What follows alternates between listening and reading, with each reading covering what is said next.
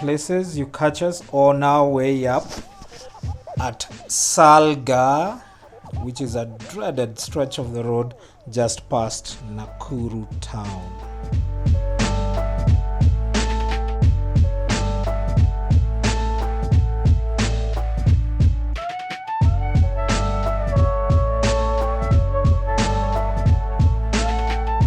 So this bit of the road brings shivers to a lot of people because in not so distant a past, this particular stretch of the road had so many accidents, and they were always the really bad accidents. Trucks smashing into small cars, fuel trucks bursting into flames, things like that, until the government decided to install these barriers on this stretch, which is a continuous ascent up a hill. And by dividing the road into two to separate the traffic that goes up and the traffic going down the hill, by doing that they reduced the number of head-on collisions.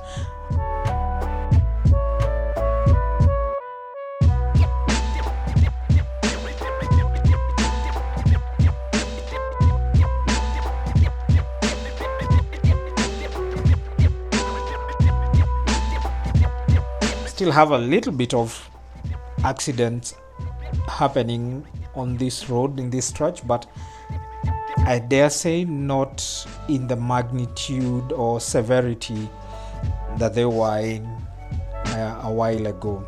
So the stretch itself is around 13 kilometers of a continuous climb.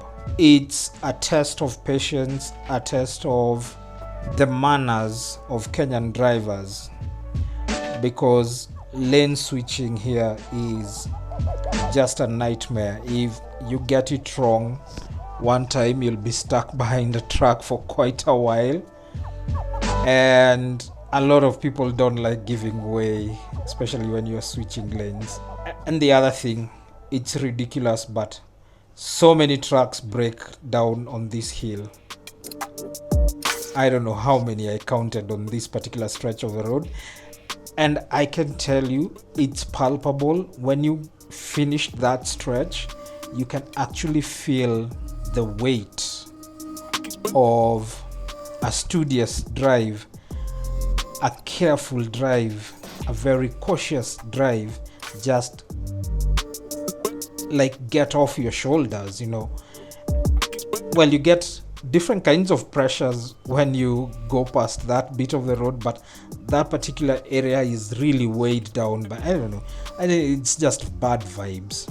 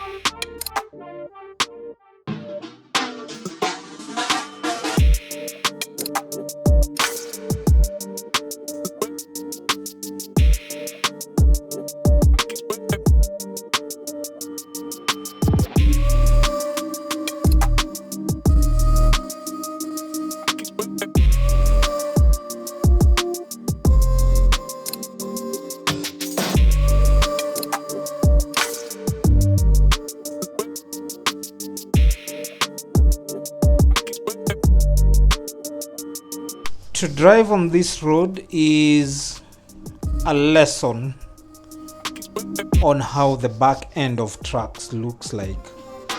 You're always behind a truck, always behind a truck.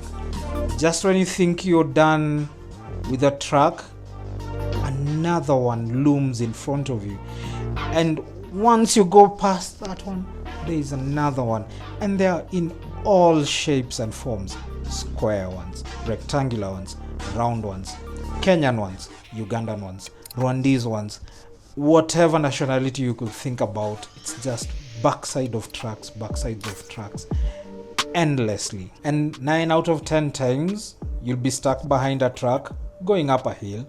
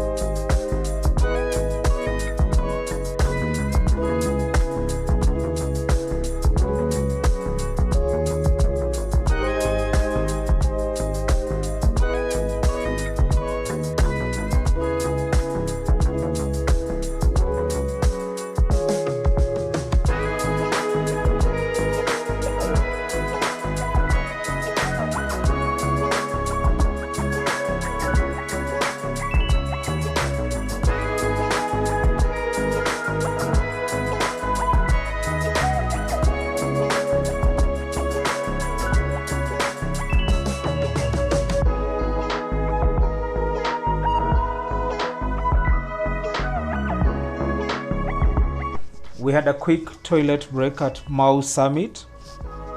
Next time, if you ever get to drive on this, just make sure you get onto the service lane on your left. Otherwise, you'll have to park like us in the most pedestrian manner on the side of the road. A little bit risky, but there is enough space for you to park your car and walk back to the toilets. They are clean, but they are paid. You have to pay 10 Kenya shillings to use.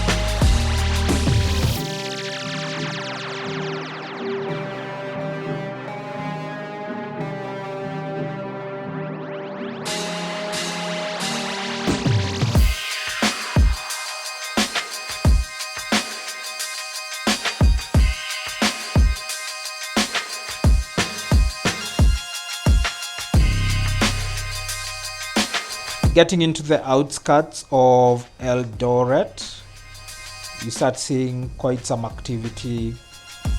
Public service vehicles with all their overloaded cells and what have you, and traffic slows down a little bit. On this day, we were going to sleep at King's Court.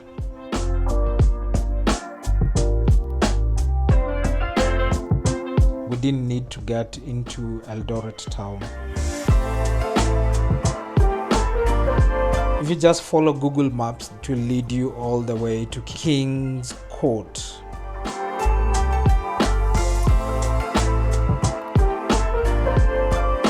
The back routes of the outskirts of Eldoret to avoid the traffic jam, and this will be the fastest route. Eldoret town gets a little bit traffic jammed, so you definitely want to avoid going through that.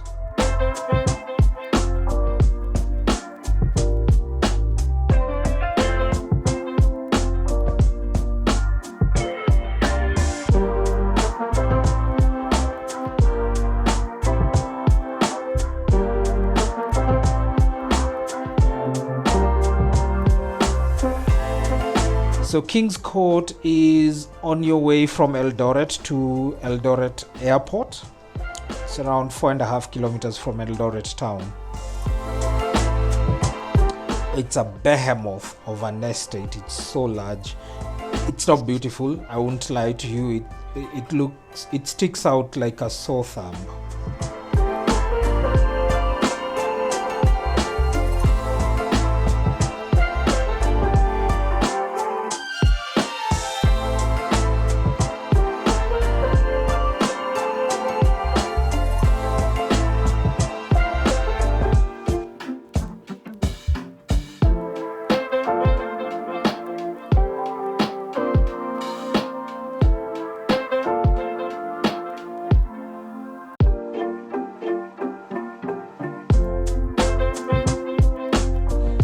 This will give you more of an understanding of what it is in terms of construction. So they've got one side which has been built as apartment style and one side which has been built as townhouses.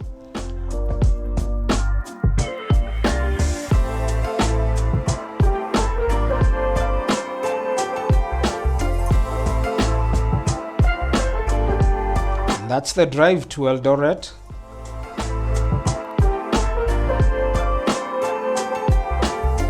If you liked the content, please hit the like button. Make sure you share, and if you aren't subscribed, please consider subscribe.